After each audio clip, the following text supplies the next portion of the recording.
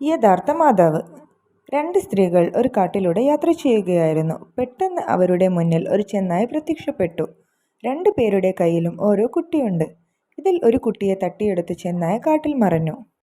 ശേഷിച്ച ഒരു കുട്ടിക്ക് വേണ്ടി പിന്നെ രണ്ടുപേരും തമ്മിൽ തർക്കമായി. വാക്കേറ്റമൂത്ത് അവർ പരാതിയുമായി ദാവൂദ് നബിയുടെ അടുക്കലെത്തി. അദ്ദേഹം തൻ്റെ പുത്രനായ സുലൈമാൻ നബി അലൈഹിസ്സലാമിനോട് കാര്യം പറഞ്ഞു.